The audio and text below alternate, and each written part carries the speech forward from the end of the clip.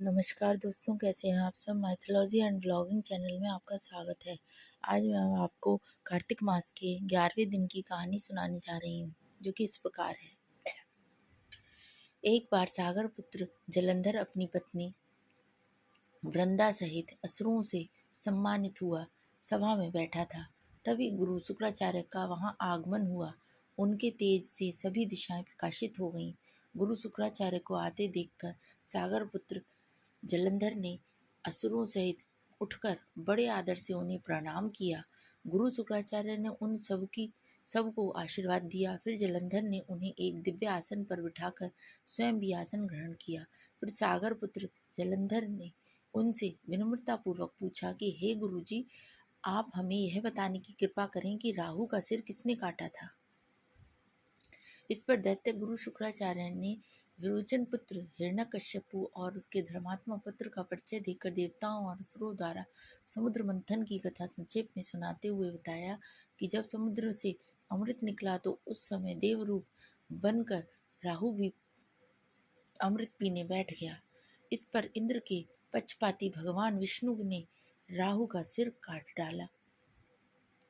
अपने गुरु के मुख से इस प्रकार के वचन सुनकर जलंधर के क्रोध की सीमा ना रही। उसके नेत्र लाल हो गए। फिर उसने अपने धस्मर नामक दूत को बुलाया और उसे शुक्राचार्य द्वारा सुनाया गया वृत्तांत सुनाया। तत्पश्चात उसने धस्मर को आज्ञा दी कि तुम शीघ्र ही इंद्रपुरी में जाकर इंद्र को मेरी शरण में लाओ। धस्मर जलंधर का बहुत आज्ञाकारी एवं निपुण दूत था। वह जल्द ही इंद्र की सुधर्मा नामक सभा में जा पहुंचा और जलंधर के शब्दों में इंद्र से बोला कि हे देवता धाम, तुमने समुद्र का मंथन क्यों किया और मेरे पिता के समस्त रत्नों को क्यों ले लिया। ऐसा करके तुमने अच्छा नहीं किया। यदि तू अपना भला चाहता है तो उन सब रत्नों एवं देवताओं सहित मेरी शरण में आ जा, अन्यथा मैं तेरे राज्य को ध्वस्त कर दूंगा। इसमें कुछ भी मिथ्या नहीं है। इंद्र बहुत विस्मित हुआ और कहने लगा कि पहले मेरे भय से सागर ने सब पर्वतों को अपनी कुक्षी में क्यों स्थान दिया और उसने मेरे शत्रु दैत्यों की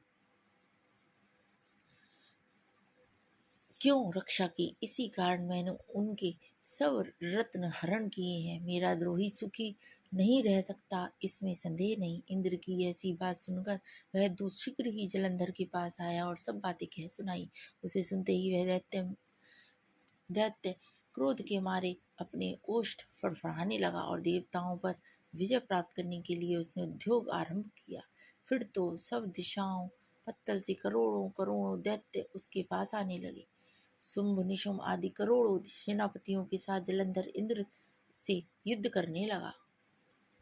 शीघ्र ही इंद्र के नंदन वन में उसने अपनी सेना उतार दी। वीरों की शंखा ध्वनि और गर्जना से इंद्रपुरी गूंज उठी। अमरावती छोड़ देवता उससे युद्ध करने चले। भयानक मारकाट हुई।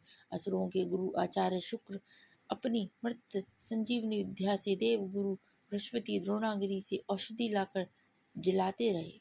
इस पर जलंधर ने क्रुद्ध होकर कहा कि मेरे हाथ से मरे हुए देवता जी कैसे जाते हैं।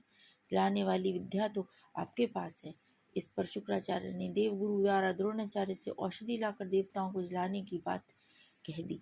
यह सुनकर जलंधर और भी कुपित हो गया। फिर शुक्राचार्य जी ने यह कहा कि यदि शक्ति हो तो द्रोणागिरी को उखाड़ कर समुद्र में फेंक दो, तब मेरे कथन की सत्यता प्रमाणित हो जाएगी। इस पर जलंधर कुपित होकर जल्द ही द्रोणागिरी पर्वत के पास पहुंचा और अपनी भुजाओं से पकड़कर द्रोणागिरी पर्वत को उखाड़कर समुद्र में फेंक दिया। यह तो भगवान शंकर का तेज था। इससे जलंधर की कोई विचित्रता नहीं थी। तत्पश्चात यह सागर पुत्र युद्ध भूमि में आकर बड़े तीव्र गति से देवताओं का संहार करने लगा।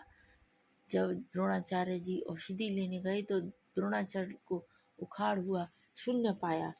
वह भयभीत हो देवताओं के पास आए और कहा कि युद्ध बंद कर दो, जलंधर को अब नहीं जीत सकोगे। पहले इंद्र ने शिव जी का अपमान किया था। यह सुन सभी देवता युद्ध में जय की आशा त्याग कर इधर उधर भाग गए। सिंधु सुध सुध निर्भय हो अमरावती में घुस गया। इंद्र आदि सभी देवताओं ने गुफाओं में शरण ली।